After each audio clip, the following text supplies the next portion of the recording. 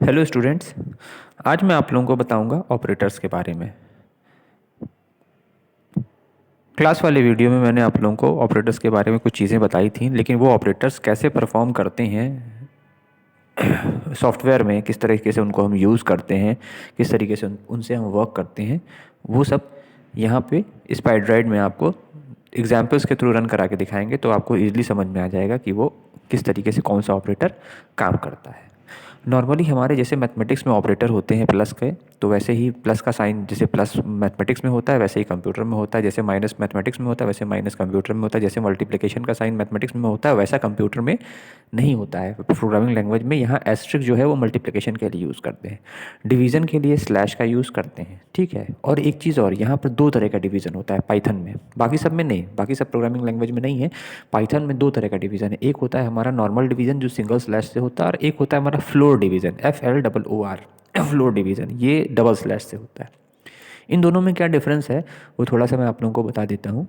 तो इनमें डिफरेंस यही रहता है कि जैसे अभी आपको यहाँ से इसको परफॉर्म करके दिखाते हैं तो आपको ज़्यादा इजीली समझ में आएगा। तो एडिशन तो आपने देखा ही है, उसमें कुछ ऐसा करना नहीं है। जैसे हमने एक वैल्यू ले ली, A इज़ इक्वल टू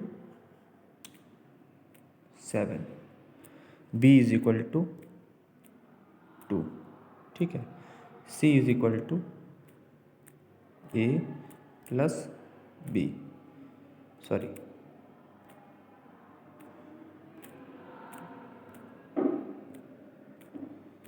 इसमें सी जो ए और बी का एडिशन है वो सी में जा रहा है। उसी तरह हमने डी ले ली,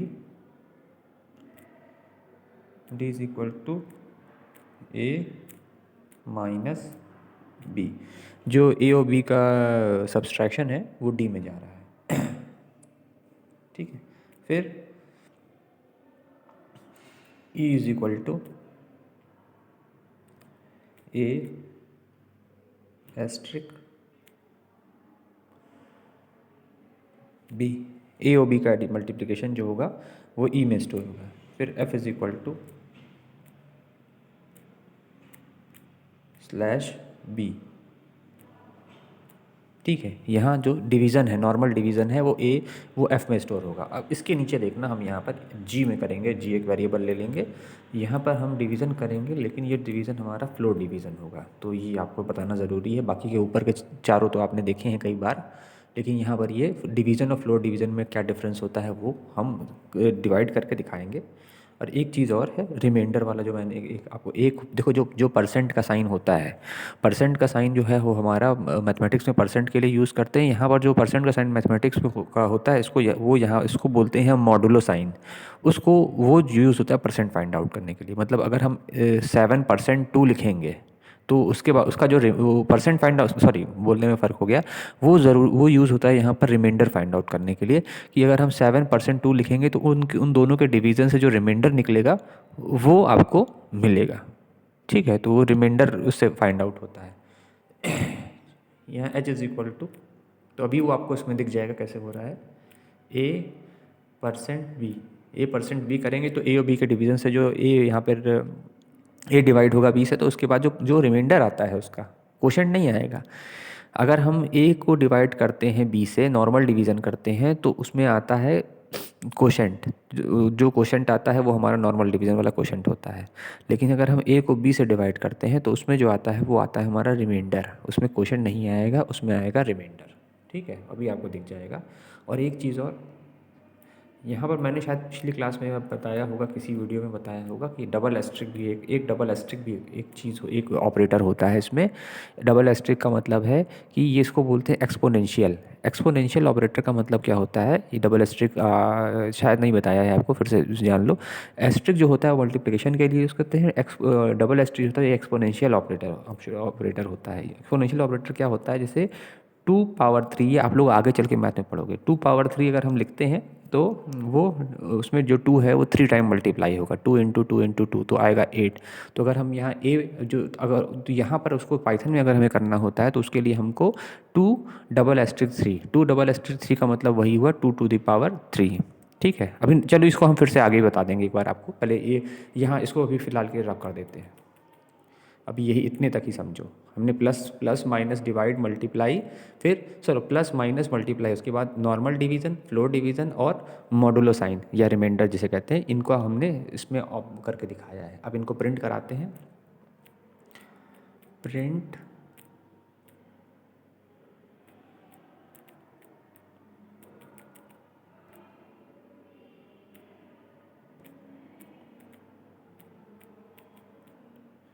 एडिशन, एडिशन जो है ये एक लाइन और बढ़ा देते हैं, एडिशन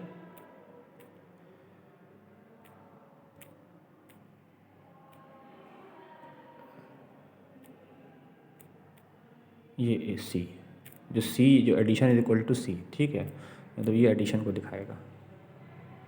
इसको कॉपी कर लेते हैं,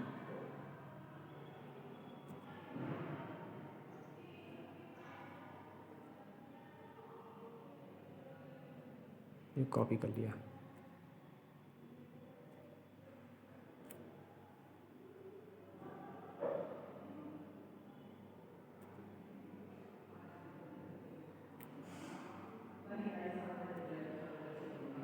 ठीक, यहाँ पे सब्सट्रैक्शन कर देते हैं।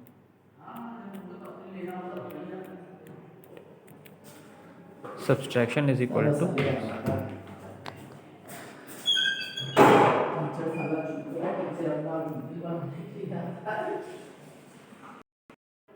ठीक है, सब्सट्रैक्शन यहाँ पर जो हुआ है वो स्टोर हुआ है आपका हुआ है डी में, तो ये डी यहाँ पे आ गया। फिर उसके लिए दूसरा प्रिंट स्टेटमेंट,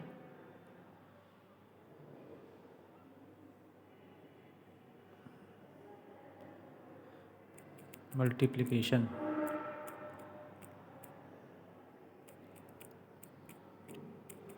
मल्टीप्लिकेशन है, मल्टीप्लिकेशन हमारा है किसमें है, मल्टीप्लिकेशन हमने स्टोर किया है ई में, तो यहाँ ई प्रिंट कराएंगे। अभी हम तीनों को प्रिंट करा रहे हैं। फिर यहाँ पर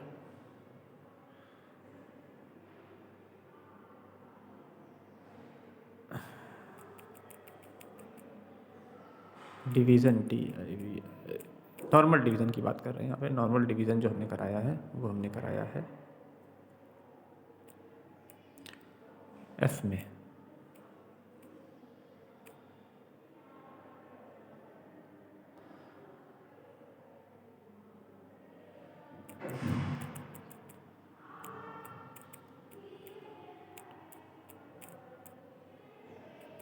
फ्लोर डिवीज़न जो कराया है हमने जी में, ठीक है।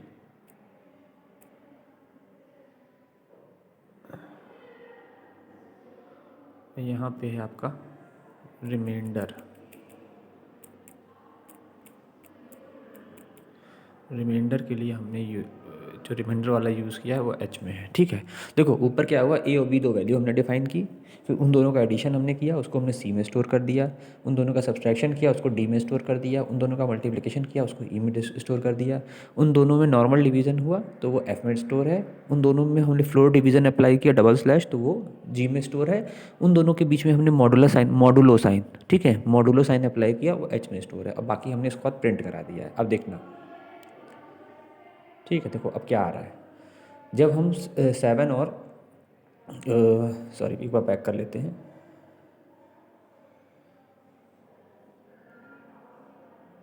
ए माइनस सी हो गया यहाँ पे, सॉरी गलती, ए माइनस बी करना है।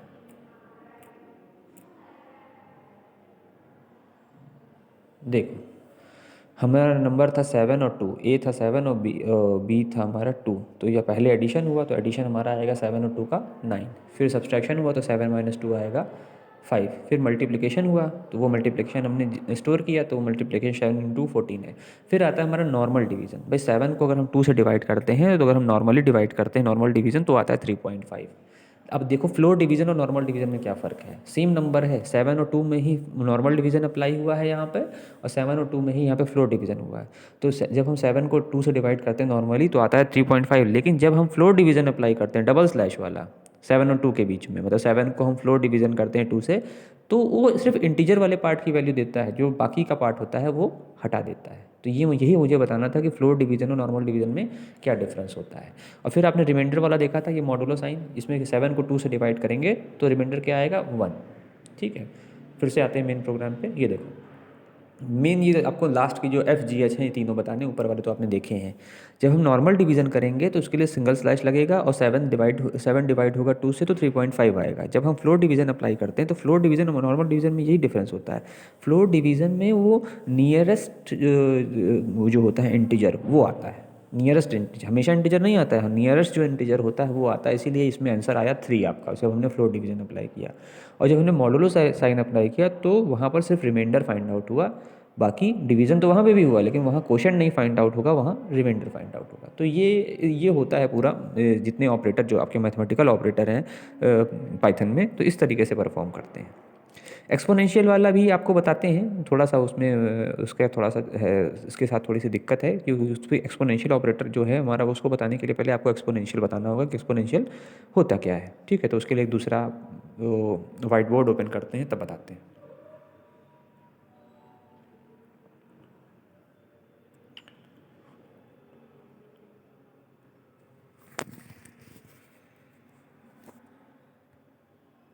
देखो आगे चल के आप लोग मैथमेटिक्स में एक चीज़ पढ़ोगे, जब आप लोग 7th में जाओगे तो उसमें ऐसे कुछ लिखा होगा 2 पावर 3। ये 2 पावर 3 जो होता है ये इसको बोलते हैं बेस और एक्सपोनेंट। यहाँ 2 है जो बेस है और 3 जो है वो एक्सपोनेंट है। एक्सपोनेंट पावर करके एक चैप्टर है जो 7th में आप लोग या और उसके बड़ी वाली क्लास में आप लोग पढ़ोगे तो आपको समझ में आएगा। तो ये 2 पावर 3 में क्या होता है, मैथमेटिक्स में ही है ये। तो 2 पावर 3 में क्या होता है कि ये 2 है वो 3 टाइम मल्टीप्लाई कर, 2 × 2 × 2, तो आंसर आएगा 8।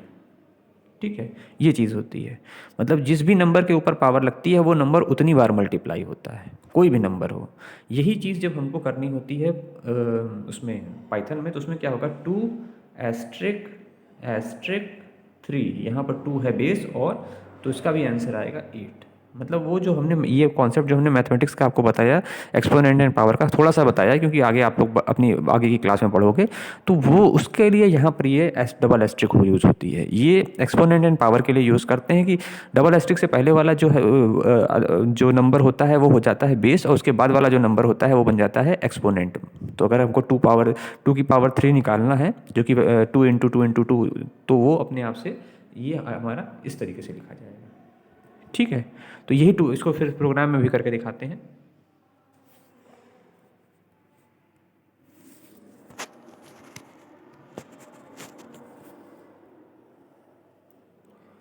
अब यहाँ पे मान लो हम एक वो टाइप करते हैं, एक और variable I is equal to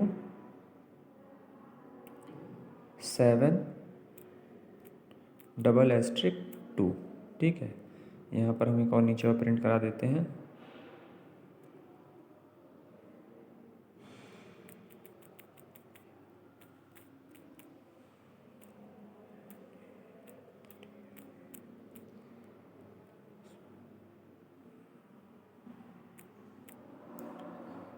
ये यहाँ पे करा देते हैं आई।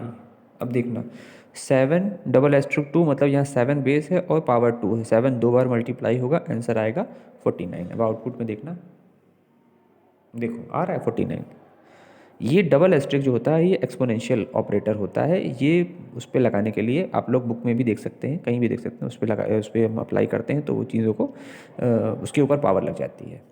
ठीक है, तो मुझे लगता है कि जितने ऑपरेटर थे सारे आपको यूज़ करके दिखा दिए हैं मैथमेटिकल ऑपरेटर, और आगे के वीडियो में आपको और बताएंगे इसके, और जो स्ट्रिंग ऑपरेटर्स हैं, रिलेशनल ऑपरेटर हैं, उनके बारे में थोड़ा बहुत बताएंगे, क्योंकि अभी आपके क्लास के लेवल के हिसाब से वो सब थोड़ा ही बताया जाएगा, बहुत डिटेल में नहीं बता सकते। आगे चल के वो और बड़ी क्लासेस में उसको और डिटेल में बताया जाता है। Okay, thank you.